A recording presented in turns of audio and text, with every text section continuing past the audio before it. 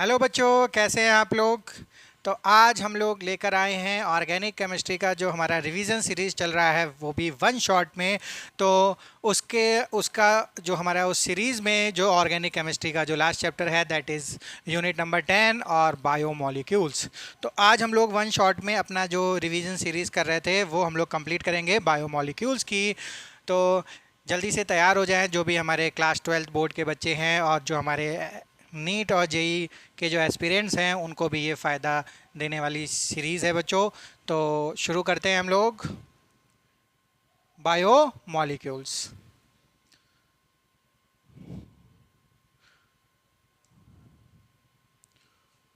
तो हमारी जो ऑर्गेनिक केमिस्ट्री के चैप्टर्स हैं, halo alkane, hello arenes, alcohol, phenol, ether, aldehyde, ketone, carboxylic acid, amines, उन सब की जो भी हमारे वन शॉट है वो बच्चों अपलोड हो चुके हैं। अगर आप लोगों ने अभी तक नहीं देखा है तो तुरंत जाके वो वाले जो रिवीजन के वन शॉट हैं वो आप लोग तुरंत देखिए जाके। तो आज हम लोग अपना चैप्टर शुरू करते हैं बायोमोलिक्यूल। तो सबसे पहले जो इंट्रोडक्शन पार्ट है, इंट्रोडक्शन में बायोमोलिक्यूल्स क्या होता है और किस तरीके से हम लोग इसकी स्टडी करते हैं in the subject of chemistry. तो ये बेसिकली जो हमारा डोमेन होता है उसको हम लोग बोलते हैं बायोकेमिस्ट्री। इसको हम लोग बोलते हैं बायोकेमिस्ट्री। तो बायोकेमिस्ट्री को हम लोग किस तरीके से डिफाइन करते हैं?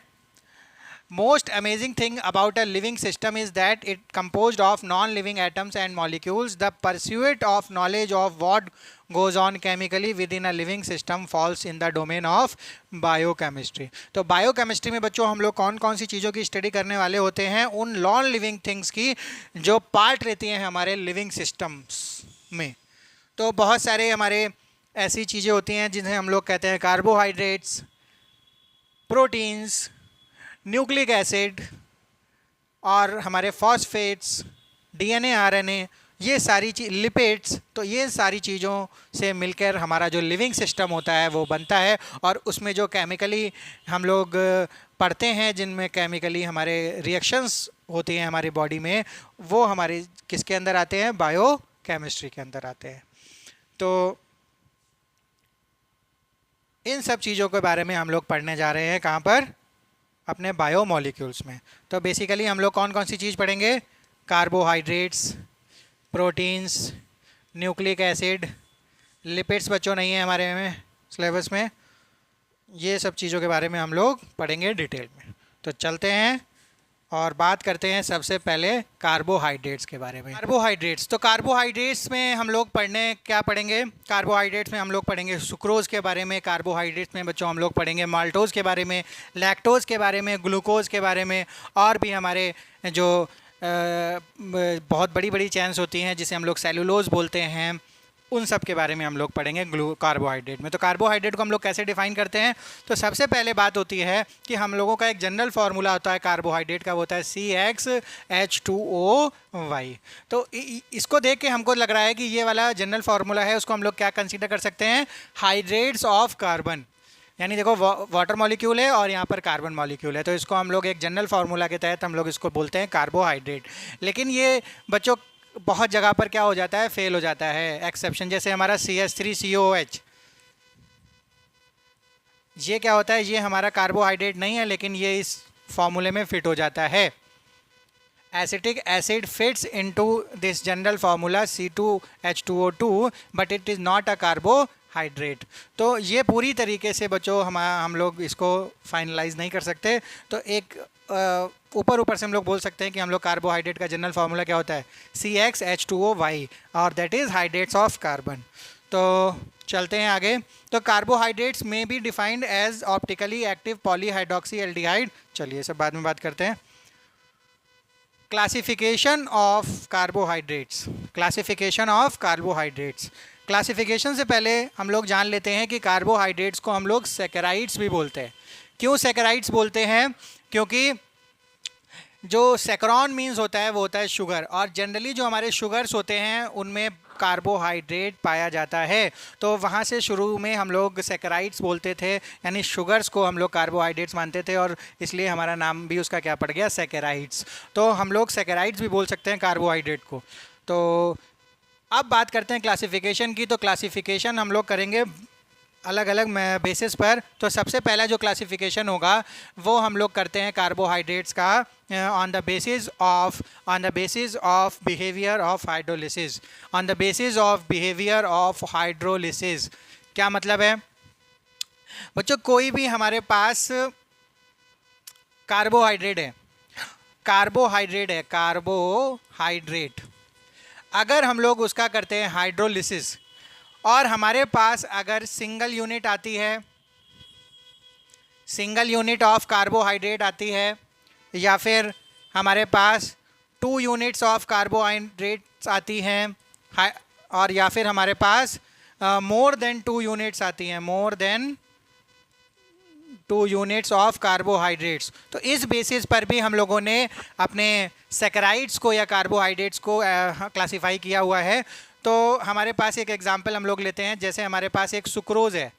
तो सुक्रोज़ को अगर हम लोग हाइड्रोलिसिस करते हैं in the presence of water, तो हमारे पास ग्लूकोज प्लस फ्रक्टोज, ये 2 मॉलिक्यूल्स हमें मिलते हैं, यानी हमारे पास 2 यूनिट ऑफ कार्बोहाइड्रेट्स हमारे पास मिलती हैं। तो हम लोग कह सकते हैं कि ये इस वाले क्लासिफिकेशन का पार्ट हो सकता है। तो अगर हमारे पास सिंगल यूनिट मिलती है तो उसको हम लोग बोलेंगे मोनोसैकेराइड्स, मोनोसैकेराइड्स। अगर हमारे पास 2 यूनिट होती हैं तो उसको बोलते हैं डाईसैकेराइड्स, डाईसैकेराइड्स। और अगर 2 से ज़्यादा होती हैं, वैसे तो 2 से 8 के बीच तक को हम लोग बोलते हैं ओलिगोसैकेराइड्स, ओलिगोसैकेराइड्स। अगर ये आई थिंक कि इसमें गिवन नहीं है, इसमें 3 ही कैटेगरी है, नहीं है गिवन बच्चों, एक मोनोसैकेराइड्स, एक ओलिगोसैकेराइड्स और तीसरा है पॉलीसैकेराइड्स। तो मोनोसैकेराइड्स में मतलब 1 यूनिट मिले, डाई में 2 मिले या डाई को हटा देते हैं, ओलिगो रखते हैं।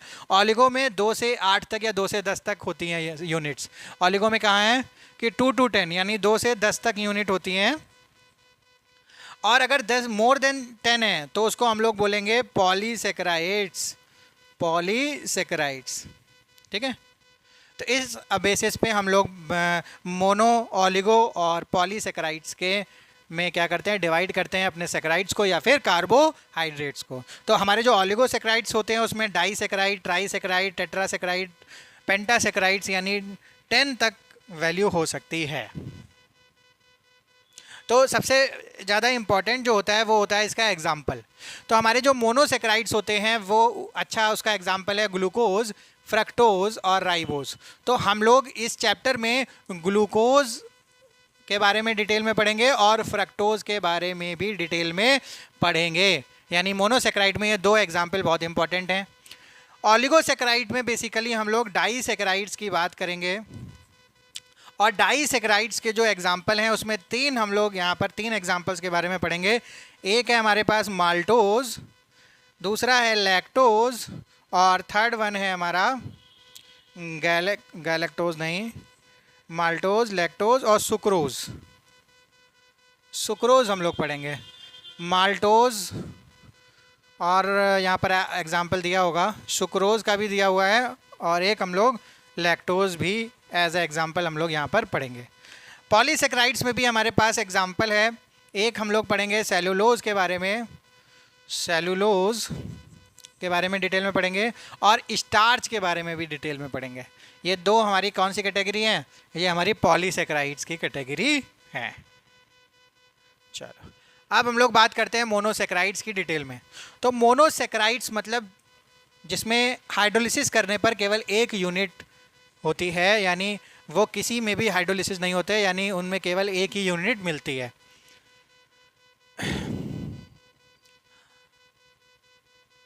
Monosaccharides are further classified on the basis of the carbon atoms. अच्छा, अब क्या है कि मोनोसैकेराइड्स में भी अगर 3 कार्बन है तो उनको बोला जाता है ट्राइओज, 4 हैं तो टेट्राओज, ऐसे ही हमारा ओज लग जाता है।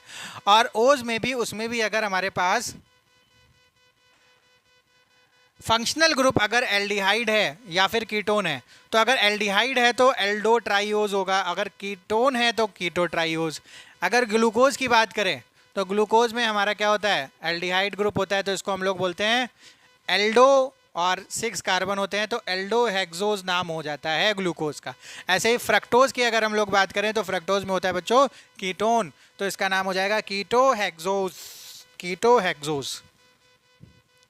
चलो, अभी हम लोगों ने बात की थी कि हम लोग ग्लूकोज को बहुत ही डिटेल में पढ़ने वाले हैं इस चैप्टर में, तो अब बारी आती है ग्लूकोज के प्रिपरेशन की। सबसे पहले प्रिपरेशन ऑफ ग्लूकोज। तो ग्लूकोज को किस तरीके से हम लोग बनाते हैं, तो सबसे पहला तो मेथड यही हो गया कि हमारा जो सुक्रोज होता है, सुक्रोज में 2 यूनिट होती हैं, ग्लूकोज और फ्रक्टोज की। तो अगर हम लोग सुक्रोज को, जो कि हमें केन शुगर से मिल जाता है, उसका अगर हम हाइड्रोलिसिस करें तो हमको एक ग्लूकोज और एक फ्रक्टोज हमको देखने को मिलता है। दोनों का फार्मूला सेम होता है, बट इन दोनों में अलग अलग फंक्शनल ग्रुप होते हैं। इसमें एल्डिहाइड और इसमें कीटोन प्रेजेंट होता है।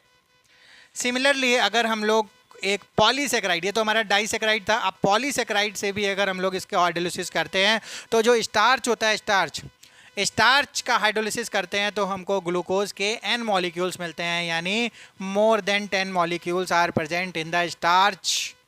तो यहाँ पर हमें n मॉलिक्यूल्स ऑफ ग्लूकोज मिल रहे हैं अगर हम लोग एसिडिक कंडीशन में इसका हाइड्रोलिसिस कराते हैं in the presence of 393 kelvin temperature and 2 to 3 atm pressure condition. अच्छा, अब सबसे मेन बात आती है केमिस्ट्री ऑफ बायो मॉलिक्यूल्स की, जिसमें हम लोग डिड्यूस करेंगे स्ट्रक्चर ऑफ ग्लूकोज के बारे में।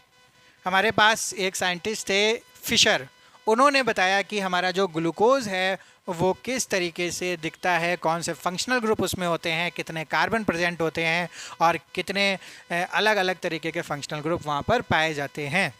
तो इसके लिए उन्होंने chemically with the help of chemical reactions, उन्होंने डिफरेंट केमिकल रिएक्शन से पता लगाया कि ग्लूकोज का स्ट्रक्चर कैसा होता है। तो हम लोग भी बच्चों देखेंगे कौन कौन सी रिएक्शंस की हैं इन्होंने, एमिल फिशर ने। तो सबसे पहले जो बात करेंगे वो बात करेंगे जो इनका मॉलिक्यूलर फार्मूला होता है ग्लूकोज का, वो होता है C6H12O6।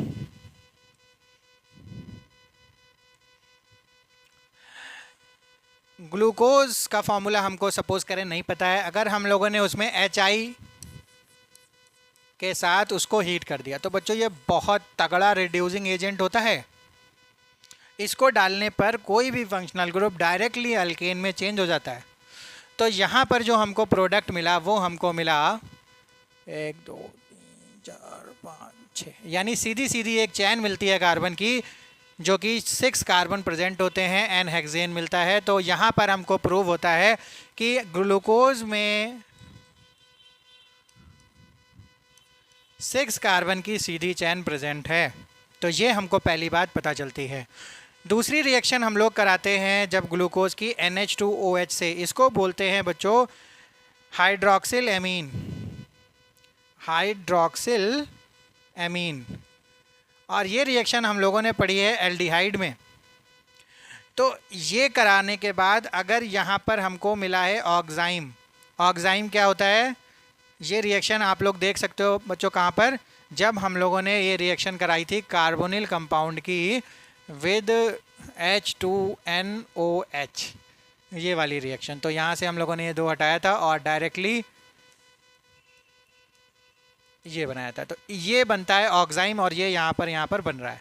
तो जब ऑक्साइम बना इसका मतलब है यहाँ पर बच्चों क्या प्रेजेंट है, कार्बोनिल ग्रुप प्रेजेंट है। यानी कार्बोनिल ग्रुप में क्या हो सकता है, एल्डिहाइड भी हो सकता है और कीटोन भी प्रेजेंट हो सकता है। ये दोनों के प्रेजेंट होने की यहाँ पर प्रोबेबिलिटी है। अब अगर HCN से कराते हैं, HCN से करने के बाद इसने साइनोहाइड्रिन दिया, ये भी बच्चों कैसी रिएक्शन थी, ये भी हम लोगों ने पढ़ी थी, कार्बोनिल ग्रुप की रिएक्शन थी HCN के साथ। तो यहाँ पर H+ और CN- और ये इस तरीके से, और यहाँ पर OH और यहाँ CN, यानी ये साइनोहाइड्रिन बनता था। तो यहाँ पर बन रहा है, इसका मतलब इन दोनों रिएक्शन से हमको ये पता चला कि हमारे पास कार्बोनिल ग्रुप प्रेजेंट है। 2 बातें हमको पता चल गई कि एक ये सीधी चैन है 6 कार्बन की और यहाँ पर कार्बोनिल कंपाउंड है। अगली रिएक्शन से क्या पता चलता है अगली रिएक्शन से हमारे पास हम लोग इसका कराते हैं ब्रोमीन वाटर से ऑक्सीडेशन। अब ब्रोमीन वाटर से ऑक्सीडेशन कराने पर हमारा जो केवल ये CHO ग्रुप होता है वो यहाँ पर COOH में चेंज हो जाता है, जबकि अल्कोहल में कोई भी चेंजेस नहीं आते। तो ब्रोमीन वाटर एक माइल्ड ऑक्सीडाइजिंग एजेंट है जो केवल एल्डिहाइड ग्रुप को चेंज करता है कार्बोक्सिलिक एसिड में।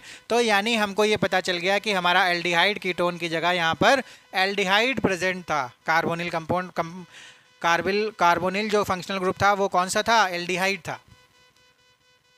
नेक्स्ट करते हैं एसिटाइलेशन। एसिटाइलेशन में क्या होता है, जब भी हम लोग कोई अल्कोहल की रिएक्शन एसिटिक एनहाइड्राइड या एसिटिक एसिड या फिर एसाइल क्लोराइड से करते हैं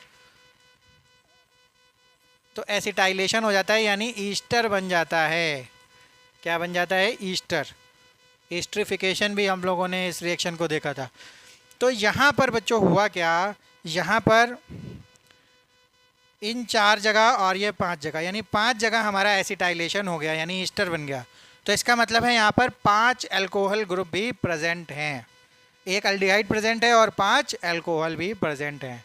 अब 5 अल्कोहल में कौन कौन से अलग अलग तरीके के अल्कोहल हैं?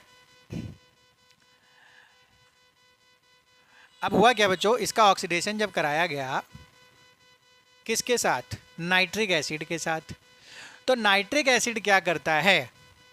नाइट्रिक एसिड क्या करता है, CHO को तो हमारा ऑक्सीडाइज कर देता है, लेकिन साथ ही साथ हमारा जो प्राइमरी अल्कोहल होता है उसको भी ऑक्सीडाइज कर देता है इन कार्बोक्सिलिक एसिड, इन कार्बोक्सिलिक एसिड। तो इसका मतलब हमारे पास सैकरिक एसिड मिला जहाँ पर केवल ये ऑक्सीडाइज हुआ है और ये ऑक्सीडाइज हुआ है। ठीक है, इसको करोगे तो भी बच्चों ये ऑक्सीडाइज हो जाएगा, ये तो ऐसे का ऐसे ही रहेगा। तो इसका मतलब ये है कि हमारे पास जो 5 OH ग्रुप थे उनमें से एक जो है वो क्या है?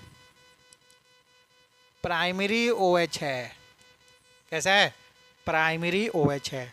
तो इन सब बातों के बावजूद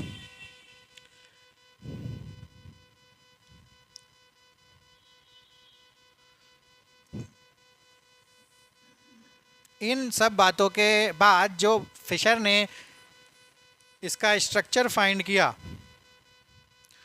वो कैसा था? 1 2 3 4 5 6। ठीक है, ये हमारा प्राइमरी अल्कोहल था, यहाँ पर हमारा सेकेंडरी अल्कोहल था और ये भी सेकेंडरी अल्कोहल था और ये भी सेकेंड। कितने हो गए? 1 2 3 4 5 अल्कोहल। और ये हमारा एल्डिहाइड ग्रुप था। क्या? Aldehyde group. तो इसको बोला उन्होंने ग्लूकोज। क्या बोला? ग्लूकोज। तो ये स्ट्रक्चर दिया उन्होंने ग्लूकोज का। इस तरीके से कुछ रिएक्शंस की हेल्प से फिशर ने हमारे सामने ग्लूकोज का स्ट्रक्चर रखा सामने। अब बात कर लेते हैं कुछ कॉन्फ़िगरेशन की कि किस तरीके से। अब अगर आइसोमेरिक ग्लूकोज की बात की जाए बच्चों, देखो एक ये प्रपोज किया, एक ये प्रपोज किया, एक ये, मतलब ये जो OH है वो किधर रहेंगे? वो इधर भी हो सकते हैं, ऐसे हो सकते हैं, इस तरीके से भी हो सकते हैं। ठीक है, नहीं ये अलग कुछ दिया हुआ है। हम लोग देखेंगे ये OH बच्चों किधर, इधर भी हो सकता है। तो क्या हम लोग उसको ग्लूकोज कहेंगे कि नहीं कहेंगे? तो इन सब बातों को यहाँ पर बताया गया है कि कैसे हम लोग इसके कॉन्फ़िगरेशन को बता सकते हैं। तो जो हमारा OH का प्रेजेंस है वो राइट साइड में अगर होगा तो उसको हम लोग बोलते हैं D। ये बच्चों हमारा मॉलिक्यूल है ग्लिसरॉल्डिहाइड का। तो ग्लिसरॉल्डिहाइड में अगर OH अगर राइट साइड होता है तो उसको हम लोग लिखते हैं, क्या लिखते हैं? D। और अगर ये OH लेफ्ट साइड है तो इसको हम लोग बोलते हैं L। तो इसको बोलते हैं D एंड L कॉन्फ़िगरेशन। तो इसी तरीके से अगर हमारे पास ग्लूकोज होता है, जो ग्लूकोज होता है उसमें जो कॉन्फ़िगरेशन होता है वो क्या होता है? D कॉन्फ़िगरेशन होता है। अगर ये वाला जो OH है वो अगर लेफ़्ट साइड होता है तो हम लोग उसको क्या नहीं कहेंगे? हम लोग उसको क्या मानेंगे? L कॉन्फ़िगरेशन उसको मानेंगे। क्या मानेंगे? L configuration. तो यहाँ पर हम लोग बात कर रहे हैं D कॉन्फ़िगरेशन की। किसकी? D। तो हमेशा हम लोग ग्लूकोज के आगे यहाँ पर क्या लिखेंगे? D लिखेंगे। और D का मतलब होता है जो नीचे वाला जो पहला सेकेंडरी अल्कोहल है वो प्रेजेंट होगा राइट साइड में।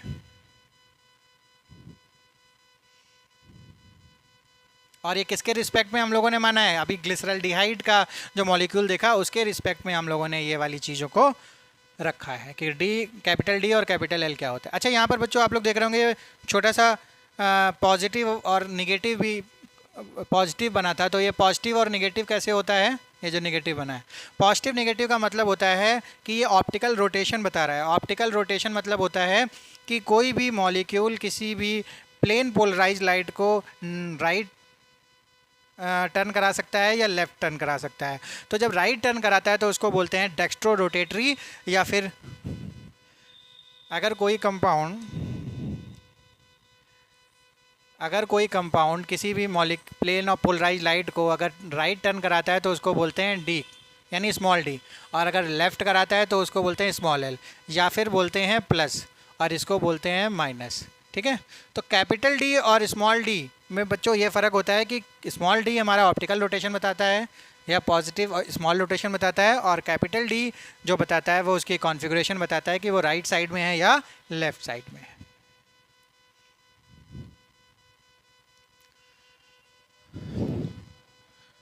अब प्रॉब्लम हमारे साथ ग्लूकोज के साथ ये आई कि जो हमारा ग्लूकोज का मॉलिक्यूल होता है वो बाकी सारे टेस्ट तो दे रहा था, एल्डिहाइड ग्रुप भी था बच्चों उसमें। तो जो एल्डिहाइड ग्रुप था तो हमें शिफ्ट टेस्ट भी देना चाहिए, क्योंकि जो हम लोगों ने चैप्टर पढ़ा था एल्डिहाइड कीटोन, उसमें जो एमीन से रिएक्शन कराई थी तो वहाँ पर शिफ्ट टेस्ट भी था पॉजिटिव। और ये हाइड्रोजन सल्फाइड एडिशन प्रोडक्ट भी नहीं दे रहा था, यानी जो NaHSO3 का प्रोडक्ट है तो ये इस तरीके से भी तोड़ के प्लस और माइनस जो होते हैं वो न्यूक्लियोफिलिक एडिशन, वो भी एडिशन नहीं दे रहा। शिफ्ट टेस्ट क्या होता है? अमीन के साथ जब कोई कार्बोनिल ग्रुप इस तरीके की रिएक्शन देता है तो वो टेस्ट भी यहाँ पर नहीं दे रहा था,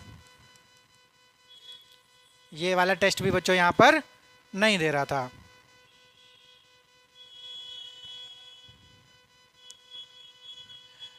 तो क्या प्रॉब्लम थी? एल्डिहाइड होने के बावजूद ये दोनों टेस्ट नहीं दे रहा है। फिर उसके बाद एक और प्रॉब्लम हुई कि penta acetate of glucose does not react with hydroxyl amine indicating the absence of free CHO group. तो यहाँ पर क्या कर रहा है, जो पेंटा एसीटेट ऑफ ग्लूकोज है वो भी हाइड्रोक्सिल एमीन जो टेस्ट होता है ऑक्साइम का वो यहाँ पर नहीं दे रहा है। तो इसका मतलब है कि ये जो CHO ग्रुप तो प्रेजेंट है यहाँ पर, एल्डिहाइड ग्रुप तो प्रेजेंट है, लेकिन कोई ऐसी ज़रूर प्रॉब्लम है कि वो ये टेस्ट नहीं दे पा रहा। एक और टेस्ट नहीं देता है, 2,4-DNP टेस्ट भी ये नहीं देता। ये कौन सा टेस्ट होता है? ये भी होता है di nitro phenyl hydrazine test, वो भी ये नहीं देता। चलिए, ये प्रॉब्लम आई। दूसरी प्रॉब्लम क्या है? Glucose is found to exist in 2 different crystalline forms which are named as alpha and beta. The alpha form of glucose is obtained by crystallization of concentrated solution of glucose, while the beta form। अच्छा, अब problem ये आ रही कि जो glucose है उसकी 2 form मिल रही हैं, अल्फ़ा एंड बीटा। तो ये जो 2 फॉर्म है ये बच्चों कौन सी फॉर्म है ये भी समझ में नहीं आ रहा था। दोनों का मेल्टिंग पॉइंट भी अलग अलग था और दोनों का जो प्रिपरेशन मेथड है वो भी अलग अलग था। तो ये इन सब प्रॉब्लम को देखते हुए जो फिशर ने स्ट्रक्चर रिड्यूस किया था ग्लूकोज का, वो इसको डिफ़ाइन नहीं कर पा रहा था, इन सब प्रॉब्लम्स को नहीं बता पा रहा था कि ऐसी क्या प्रॉब्लम है जो ग्लूकोज की स्ट्रक्चर के साथ है। तो यहाँ पर बात आती है कि जो हमारा CHO ग्रुप है वो फ्री जो फंक्शनल ग्रुप है वो नहीं है, वो अपना इंटरनली किसी अल्कोहल ग्रुप से रिएक्ट करके एसिटल फॉर्म करता है। एसिटल क्या होता है बच्चों? जब कोई CHO ग्रुप अल्कोहल ग्रुप से ऐड होता है तो हमारा इस तरीके का कंपाउंड बनता है जिसको बोलते हैं हेमी एसिटल। हेमी एसिटल, ठीक है। तो ये जो अल्कोहल और CHO हैं ये दोनों ही यहाँ पर प्रेजेंट हैं। अच्छा, अब इसी से क्यों किया? इसी से इसलिए किया क्योंकि अच्छी सी रिंग फॉर्म हो जिससे कि उस रिंग में स्ट्रेन कम हो। क्योंकि अगर कहीं से भी कर देता तो बच्चों अगर रिंग में स्ट्रेन होता है तो वो जो हमारा कंपाउंड है वो स्टेबल नहीं होगा। तो यहाँ पर ये 6 मेंबर्ड रिंग बनाता है, तो 5 और 6 मेंबर्ड रिंग सबसे बेहतर होती हैं, ठीक है। तो उस वजह से ये इस अल्कोहल से हेमी एसिटल प्रोडक्ट बनाता है, और जो CHO ग्रुप होता है वो फ्री नहीं रह जाता, वो इसको एक तरीके से रिंग कंपाउंड बना देता है। तो यहाँ पर जब ये इनसे फॉर्म करता है तो OH एक बार तो हम लोग राइट साइड में लिख सकते हैं और एक बार लेफ़्ट साइड में। तो ये जो C1 कार्बन होता है इस पर 2 कॉन्फ़िगरेशन मिलते हैं, एक राइट साइड में OH और एक बार लेफ़्ट साइड में OH। तो इन 2 अलग अलग कंपाउंड के होने की वजह से इन दोनों आइसोमर्स के नाम हम लोग अलग अलग रखते हैं। इसका नाम होता है अल्फ़ा D प्लस ग्लूकोज और इसका नाम होता है बीटा D प्लस ग्लूकोज। तो जब ये साइक्लिक स्ट्रक्चर बनाते हैं तो ये 2 अल्फ़ा और बीटा फॉर्म देते हैं, जिनको एनोमर्स भी बोलते हैं। क्या बोलते हैं? एनोमर्स। एनोमर्स क्या होते हैं? जब C1 पोजीशन पर किसी भी कॉन्फ़िगरेशन डिफरेंट होता है तो उसको हम लोग बोलते हैं एनोमेरिक कार्बन या फिर एनोमर्स।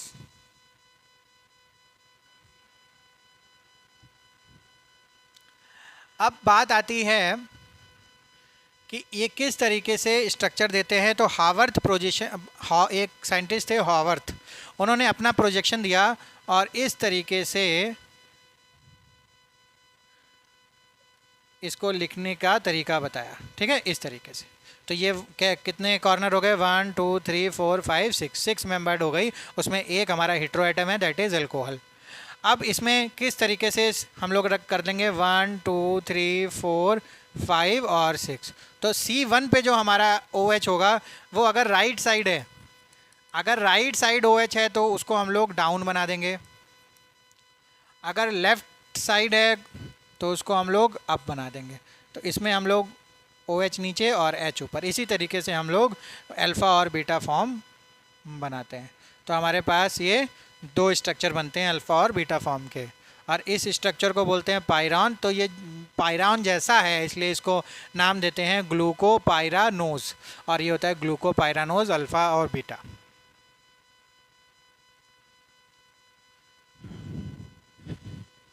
नेक्स्ट है फ्रक्टोज।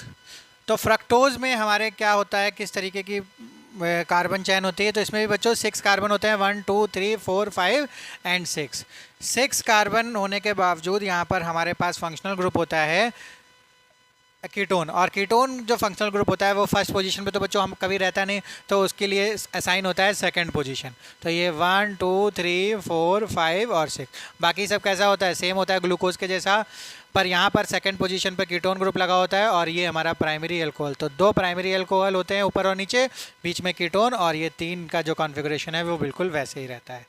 तो इसमें भी बच्चों हमारा जैसे उसमें हेमी एसिटल बनता था तो इसमें हेमी केटल बनता है।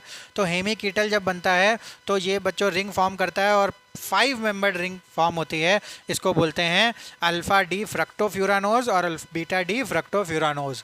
फ्यूरानोज क्योंकि उसमें 6 मेंबर्ड बनी थी तो वो पायरानोज थी, और इसको बोलते हैं फ्यूरॉन जैसी रिंग बनी है तो फ्यूरानोज। और इसमें भी बच्चों कैसा हावर्थ प्रोजेक्शन होता है इस तरीके का, इसमें भी ऊपर और नीचे OH और H को हम लोग ऑन द बेसिस ऑफ कि अगर राइट साइड है तो डाउन रखेंगे, अगर लेफ़्ट साइड है तो हम लोग अप रखते हैं, और अल्फ़ा और बीटा जो एनोमर्स हैं वो इस तरीके से हम लोग फॉर्म कर लेते हैं। ये दोनों अल्फ़ा और बीटा एनोमर्स हैं अकॉर्डिंग टू हावर्थ प्रोजेक्शन। अच्छा, जो फ्रक्टोज होता है बच्चों वो कहाँ मिलता है और ग्लूकोज कहाँ मिलता है? तो ग्लूकोज जनरली जितने भी मीठी चीज़ें होती हैं, जैसे हमारे चपातीज़ होती हैं या ब्रेड्स होती हैं, उन सब में ग्लूकोज होता है। और फ्रक्टोज बेसिकली हमारे फ्रूट्स में मिलता है। कैसा होता है? फ्रूट्स में मिलता है। ये हमारा नेचुरल मोनोसेक्राइड्स होता है फाउंड इन फ्रूट्स। क्या होता है? Natural monosaccharides.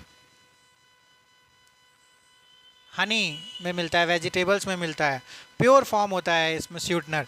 तो अगर कभी डायबिटीज़ जैसी प्रॉब्लम हो जाती है किसी को, तो डॉक्टर्स कहते हैं कि आप लोग स्वीट आर्टिफिशियल स्वीट, जो केन शुगर से, आर्टिफिशियल तो नहीं बोल सकते बच्चों, लेकिन उसमें जो केमिकल प्रोसेस होती हैं उससे बहुत ज़्यादा केमिकल उसमें जो परसेंटेज होती है वो आ जाता है, इसलिए डॉक्टर्स जो प्रिस्क्राइब करते हैं वो क्या करते हैं, वो फ्रूट्स एज अ स्वीटनर लेने को बोलते हैं, हनी बोलते हैं, यानी जो चीनी होती है, जो शुगर होती है, उसका अल्टरनेट हनी को बनाने को कहते हैं। खूब सारे वेजिटेबल खाने को बोलते हैं, क्योंकि ये कैसा होता है, ये नेचुरल स्वीटनर होता है।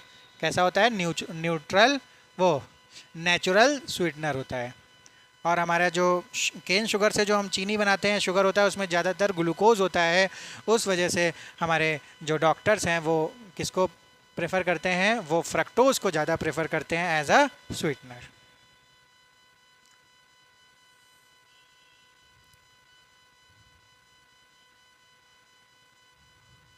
चलो, अब हम लोगों ने वहाँ पर देखे मोनोसेक्राइड्स, ग्लूकोज एंड फ्रक्टोज। अब बारी आती है डाइसेक्राइड की। डाइसेक्राइड कौन होते हैं, जिसमें 2 यूनिट होती है मोनोसेक्राइड्स की।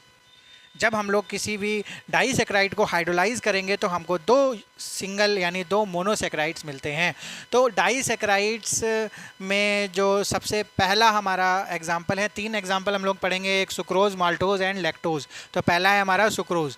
तो सुक्रोज, अच्छा, इससे पढ़ने से पहले बच्चों हम लोग एक बात और ये जान लेते हैं कि reducing and non reducing sugars क्या होते हैं। Reducing and non reducing sugars क्या होते हैं, रिड्यूसिंग और नॉन रिड्यूसिंग। तो रिड्यूसिंग शुगर्स वो होते हैं, कौन से होते हैं, जो फेलिंग और कीटोन, जो फेलिंग और कीटोन से क्या हो जाते हैं, टेस्ट को पॉजिटिव देते हैं। वो कैसे होते हैं, रिड्यूसिंग शुगर। अगर उनका वो पॉजिटिव टेस्ट नहीं देते तो वो क्या कहलाते हैं, हमारे नॉन रिड्यूसिंग शुगर। तो हम लोग इतनी सी बात ध्यान रख सकते हैं जिससे कि हम लोग डिफाइन कर सकते हैं कि हमारा जो शुगर है वो रिड्यूसिंग है या फिर नॉन रिड्यूसिंग है। तो if the reducing group of monosaccharides, aldehydic and ketonic group are bonded, these are non reducing sugars. Sucrose on the other hand, sugars in which these functional group are free are called reducing sugar. तो हमारा जो sucrose होता है वो reducing है कि non reducing है, वो कैसा है, नॉन रिड्यूसिंग शुगर है। कैसा है, नॉन रिड्यूसिंग शुगर है। अब होता क्या है सुक्रोज, सुक्रोज में 2 मोनोसेक्राइड्स के मॉलिक्यूल होते हैं, एक होता है हमारा ग्लूकोज और एक होता है फ्रक्टोज। ग्लूकोज में होता है अल्फ़ा डी ग्लूकोज और फ्रक्टोज होता है बीटा डी ग्लूकोज। और इन दोनों की 1 पोजीशन और 2 पोजीशन के बीच में एक, इसमें भी OH होता है और इसमें भी OH होता है। तो यहाँ पर क्या होता है, H2O रिलीज़ हो जाता है और हमको इस तरीके की बॉन्डिंग मिल जाती है। तो ये बोलते हैं ग्लाइकोसिडिक लिंकेज, ग्लाइकोसिडिक लिंकेज। और ये हो रही है carbon number 1 and carbon number 2, तो इसे बोलते हैं 1,2 ग्लाइकोसिडिक लिंकेज। और ये नॉन रिड्यूसिंग शुगर है। और ये मिलता कहाँ है, अच्छा, इसके ऑप्टिकल रोटेशन भी दिया हुआ है, जो हम लोगों को बहुत अभी नीड नहीं है। ऑन जो लेवल है हमारा अभी, उस पर हमारे इस चीज़ों की बहुत ज़्यादा लेवल नहीं है, क्योंकि इसके लिए हम लोगों को अभी म्यूटा रोटेशन देखना पड़ेगा, जो कि अभी हमारा सिलेबस में आई थिंक नहीं है। तो यहाँ पर ग्लाइकोसिडिक लिंकेज देख ली हम लोगों ने, उसके मोनो यूनिट्स देख लिए, रिड्यूसिंग है कि नॉन रिड्यूसिंग है वो देख लिया, और हम लोगों ने देख लिया। एक और बात हम लोग यहाँ पर नोट कर सकते हैं कि इसको इन्वर्ट शुगर भी बोलते हैं। इन्वर्ट शुगर क्यों बोलते हैं, ऑन द बेसिस ऑफ जो इसका ऑप्टिकल रोटेशन होता है। तो ऐसे भी याद रख सकते हैं कि इसको हम लोग इन्वर्ट शुगर बोलते हैं। और ये पाया कहाँ जाता है, सुक्रोज। सुक्रोज कहाँ मिलता है हमको, सुक्रोज हमको किस में मिलता है, चीनी में मिलता है, केन शुगर में मिलता है। नेक्स्ट है हमारा माल्टोज। माल्टोज में 2 यूनिट होती हैं हमारी, एक होती है अल्फ़ा डी ग्लूकोज और दूसरी होती है अल्फ़ा डी ग्लूकोज, यानी दोनों यूनिट सेम होती हैं। और दो इसमें ग्लाइकोसिडिक लिंकेज कौन सी होती है, 1,4 ग्लाइकोसिडिक लिंकेज। और ये हमारा होता है रिड्यूसिंग शुगर। ये क्या होता है, रिड्यूसिंग शुगर।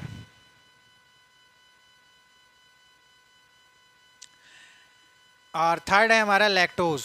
लैक्टोज कहाँ मिलता है बच्चों, हमारा लैक्टोज आता है मिल्क से, मिल्क हो गया, कर्ड हो गया, इन सब में हमारा ये वाला शुगर होता है लैक्टोज।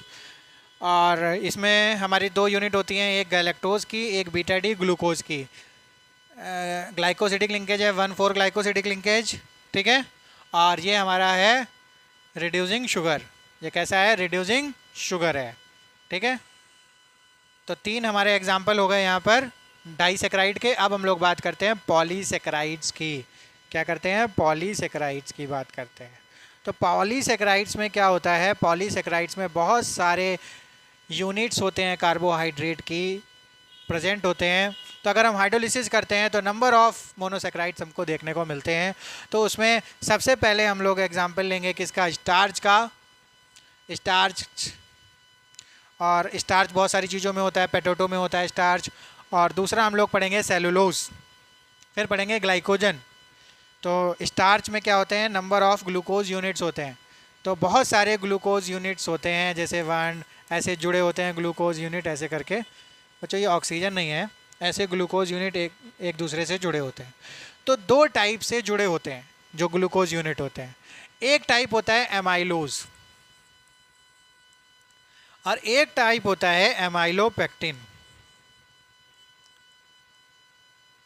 इन दोनों की कैरेक्टरिस्टिक्स क्या होती हैं, ये बच्चों सीधी चैन होती है ऐसे करके, मतलब सीधी चैन में जुड़ा हुआ होता है amylose. Amylose is water soluble component.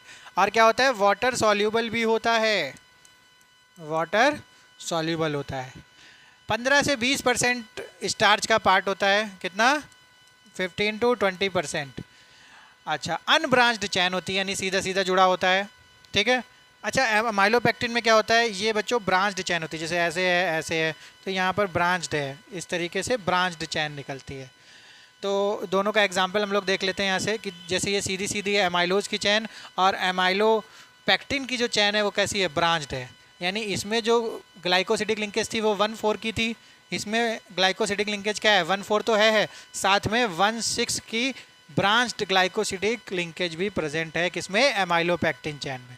तो ये स्टार्च में 15 से 20% होती है, और ये फिर हमारी कितनी हो गई, 80 से 85% तक हमको मिलती है ये एमाइलोपेक्टिन चैन। और ये वाटर सॉल्युबल होती है, वो वाटर इनसॉल्युबल होती है। तो ये सब छोटी छोटी बातें हैं जिसको हमें पूछा जा सकता है। और सारी चैन किसकी हैं, ग्लूकोज की हैं। सेलुलोज में क्या होता है, सेलुलोज हमारे यहाँ इस तरीके से होता है, जो इस तरीके की चैन देता है तो बच्चों ये सीधी, लेकिन इस तरीके से है। इसमें जो ग्लाइकोसिडिक बॉन्डिंग है वो किसके किसके बीच में है, 1 2 3 4, 4 है और ये 1 है, 1 और 4 के बीच में भी यहाँ पर ग्लाइकोसिडिक लिंकेज है। सेलुलोज मिलता कहाँ है, सेलुलोज मेनली हमारा प्लांट्स में मिलता है, और इसके बारे में एक बहुत बड़ी बात है, cellulose occurs exclusively in plants and it is the most abundant organic substance in plant kingdom. ठीक है, सबसे ज़्यादा अबंडेंट है, सबसे ज़्यादा पाया जाने वाला हमारा सब्सटेंस है किसमें, प्लांट किंगडम में, सेलुलोज। और सबसे बड़ी बात है कि सेलुलोज जो ह्यूमन बीइंग है वो इसको डाइजेस्ट नहीं कर सकते, तो उनके लिए ये काम का नहीं होता है। ह्यूमन बीइंग, एनिमल्स क्या करते हैं, इसको डाइजेस्ट कर देते हैं, उनमें इसको डाइजेस्ट करने के लिए इस प्रकार के एंजाइम्स होते हैं। ह्यूमन बीइंग के लिए डाइजेस्टेबल नहीं होता। ठीक है, अब बात करते हैं हम लोग ग्लाइकोजन। ग्लाइकोजन भी एक तरीके का पॉलीसेकेराइड है। कहाँ मिलता है, ह्यूमन बॉडी में भी होता है, और carbohydrate stored in animal body में भी होता है एज अ ग्लाइकोजन, और इसको एनिमल स्टार्च भी कहते हैं।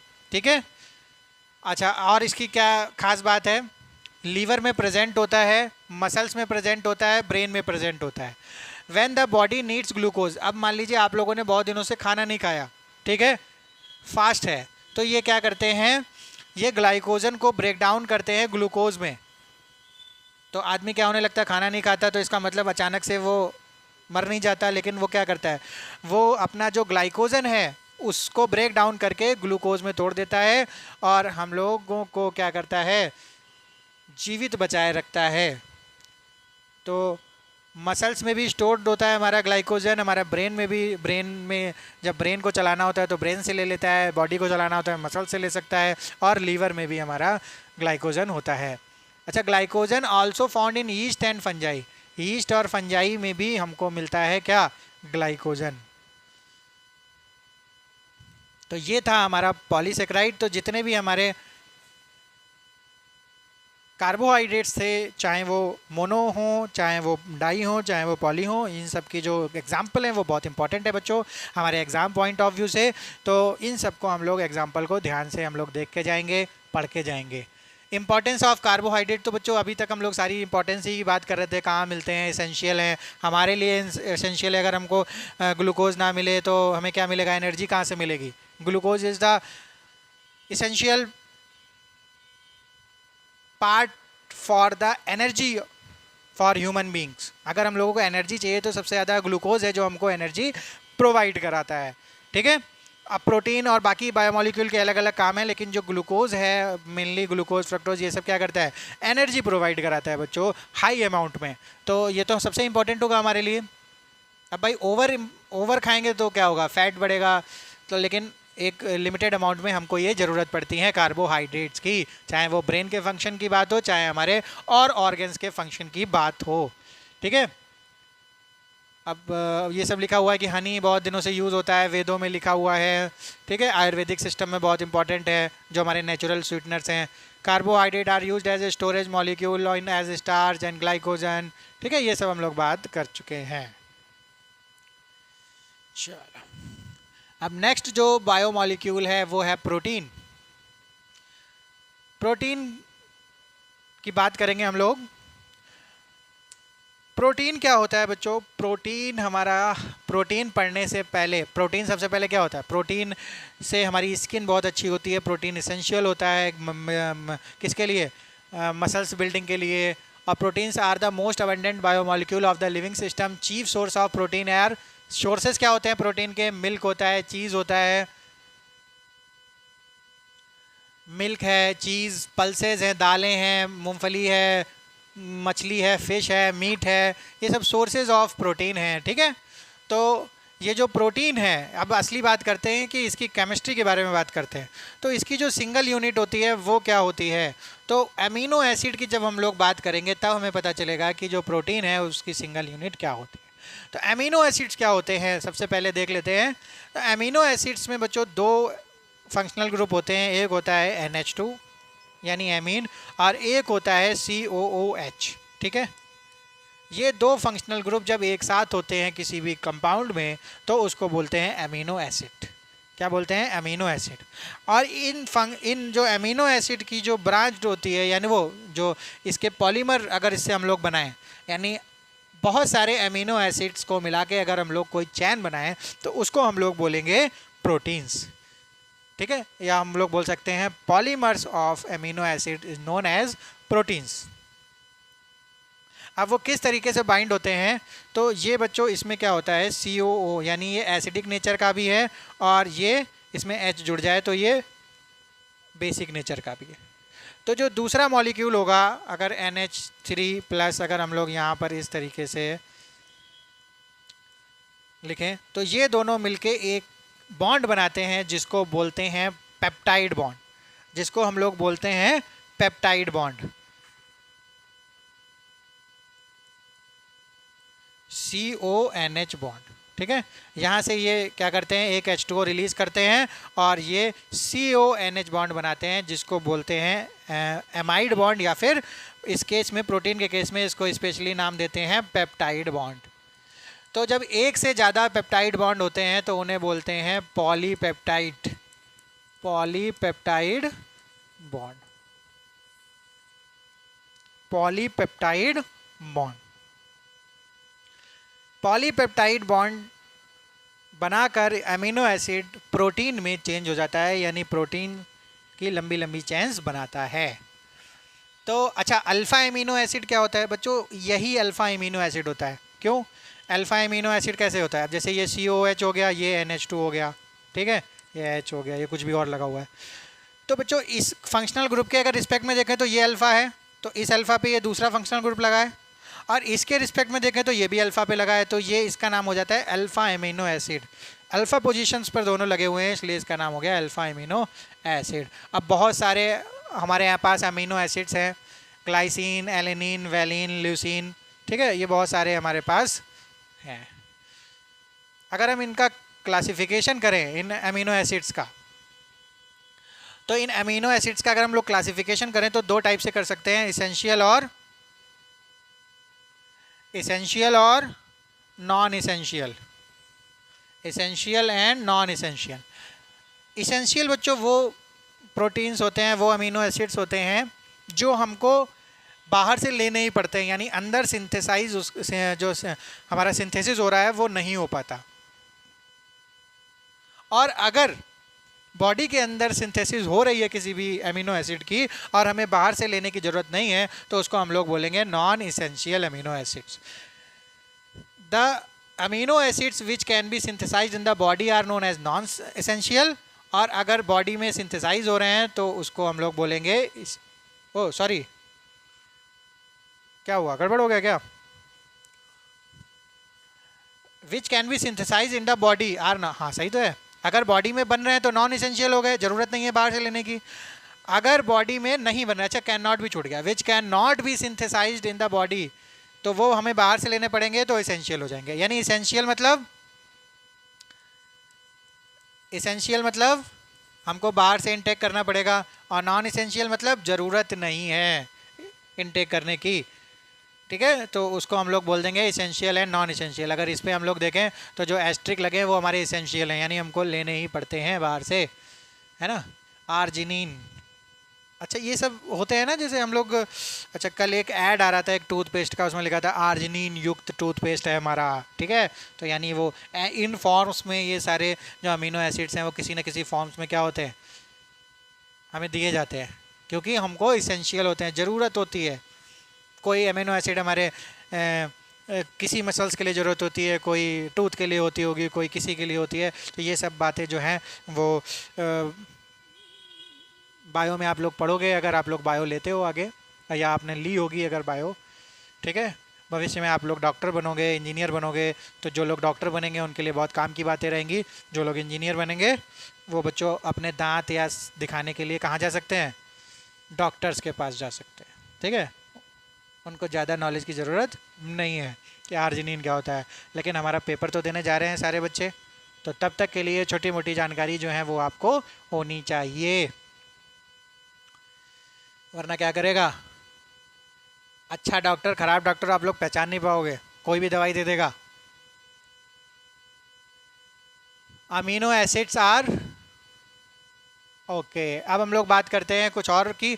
अच्छा ये हम लोगों ने बताया था कि ये जो हमारा COH ग्रुप होता है एसिडिक होता है और ये बेसिक होता है, तो प्लस और माइनस एक ही कंपाउंड में होते हैं। तो ऐसे जो कंपाउंड होते हैं जहाँ पर प्लस और माइनस दोनों बन जाते हैं तो उसको बोलते हैं ज्यूटर आयन। क्या बोलते हैं, ज्यूटर आयन। ठीक है, in aqueous solution the carboxylic group can lose a proton and amino acid can accept a proton giving rise to a dipolar ion as deuter ion। तो डाईपोल अगर ion होते हैं यानी प्लस और minus दोनों होता है वहाँ पर, तो उसको बोलते हैं ज्यूटर आयन। ठीक है, और इसमें एसिडिक और बेसिक दोनों प्रॉपर्टी होती है हमारे ज्यूटर आयन में। देखो ये COH एसिडिक प्रॉपर्टी शो कर रहा है और ये हमारा बेसिक प्रॉपर्टी शो कर रहा है। Structure of protein, polypeptide bonds के बारे में बता दिया बच्चों। यहाँ क्या करते हैं, दोनों मिला के पॉलीपेप्टाइड बॉन्ड बनाते हैं, बात कर चुके हैं हम लोग इसकी। चलो अब हम लोग फिर से क्लासिफिकेशन करते हैं प्रोटीन्स का on the basis of their molecular shape, on the basis of their molecular shape.